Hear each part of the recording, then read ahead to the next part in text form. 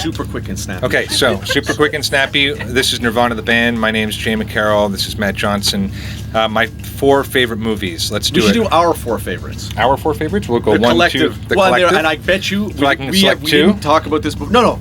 We're going to go in order, and I bet you I'll say one, and then you say one, and I bet you we nail them. Let's see if we do this, because Jay and I have known each other since we were little kids. We watch movies constantly, and we always put movie references in our, like, everything we do. I'll go first, and let's see if we literally get, like, our, like, yours and my collective 4 favorite films, like, for us, like, as friends. Let's try it. Okay. Yeah. So 1, I would say Indiana Jones and The Last Crusade. Yeah. Like, we literally quote it constantly, and it seems like it may be too broad, like it's almost too mass entertainment, but the fact is we rely on those tropes that were so well written into that movie, and that Spielberg presents so simply to do the things that we do. And we do an entire episode that is deeply based on The Last Crusade, specifically that conflict / coming together moment at the end where he can almost get the grail, and his dad is like finally saying, I acknowledge you as who you are. Indiana.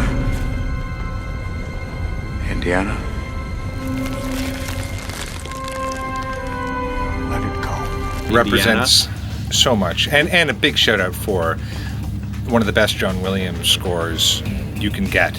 The opening of that movie all the time. is unbelievably scored. It's so beautiful. And it's one of the most inspiring scores I've ever heard. The fact that movie begins, you've watched already 2 full Indiana Jones movies, and then the third one begins in the past. The origin story. And it plays so amazingly with the before and after of this character was a huge inspiration for the Nirvana the band movie, where we're also trying to do a bit of a before and after. We're always trying to do this kind of thing, where we take the broadest possible mass media thing and then figure out, well, what does this look like through the lens of our show and to kids.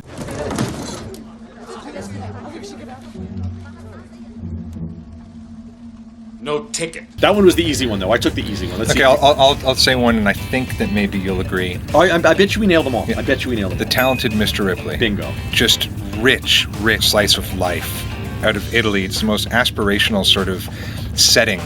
Oh, I thought you could say aspirational lifestyle, and I was going to go, well, damn. Yeah. Jaybird. Well, in a way. Oh, sure. To me, it is The first half of the movie, let's say. all of it in a sense, because he does keep getting what he wants, which is what's so amazing about it. And it's a story where the protagonist is a villain, and yet you're always on his side, and everything he says is funny. Everything Philip Seymour Hoffman says is funny.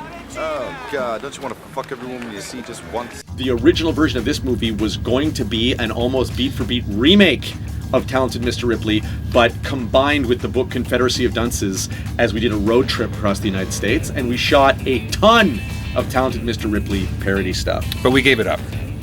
Well, we switched it for this movie. It. Yes. Another great score, too. Amazing. Always got to shout out the great scores. Oh, boy. Again, Jude Law, just the most charismatic party boy.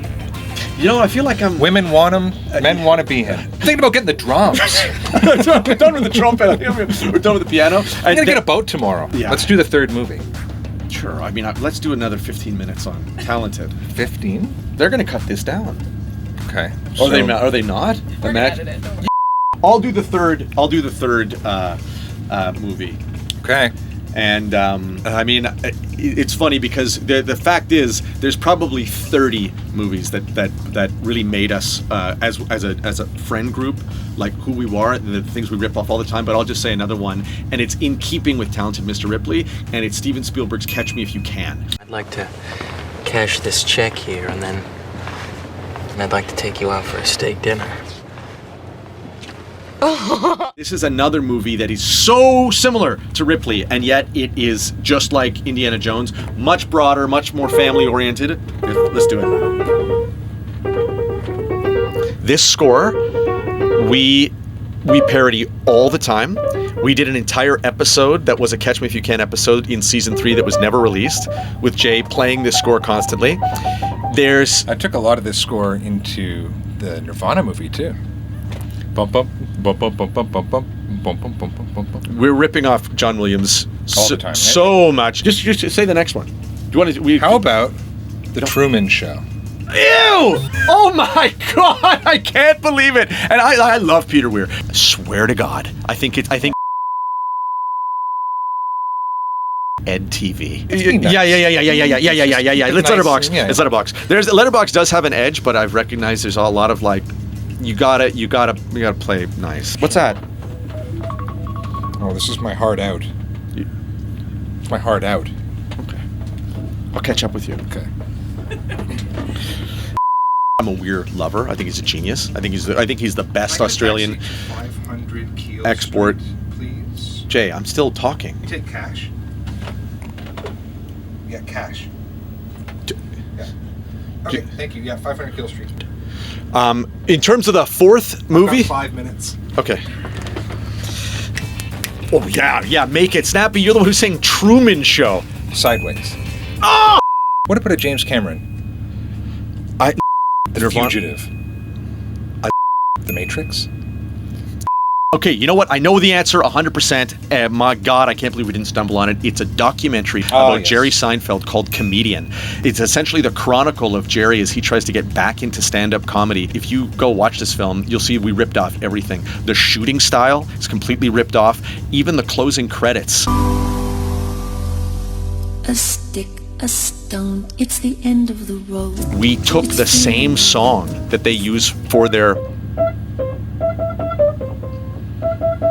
The Waters of March by Joanne McCarrol. We used the same version, and it's even cut the same way. When Jay and I were kids, we saw this thing and we were like, whatever this is what we want to do. And we weren't thinking we wanted to be stand-up comedians. We just wanted to love something and be obsessed with it in the same way that Jerry and his friends were obsessed with stand-up comedy, and it created a lifestyle It for them. incepted a philosophy of work As hard and as you life, can. work Yeah. / life together. That they're the same thing. Yeah. And that's what that documentary really shows you, that you can have an identity within your profession that is all consuming positively, as opposed to the Beautiful thing. Yeah, the cliche of, oh, I'm a workaholic and therefore like it shrinks me, it belittles me. That's a perfect Nirvana the band top 4. Yeah. If you watch those 4 things, I'm sure 3 of them you've already seen many times. Watch that movie Comedian and you'll see where the person who should really be suing us is those 2 British directors of that documentary. Seinfeld calls them geniuses in the commentary. Thank you, Letterboxd. We love every. Nirvana the band, the show, the movie is out in theaters. I think they're February gonna do this. 13th. We don't need to belittle ourselves No? by no. Oh, No. great. So we just sit back in the cool and just sort of run. I don't even think we do that. I think that by this point they've cut it's over. You can get in your car. You did to go. I can. Okay. Thank you so much. I'll catch up with you guys. Bye, Jay.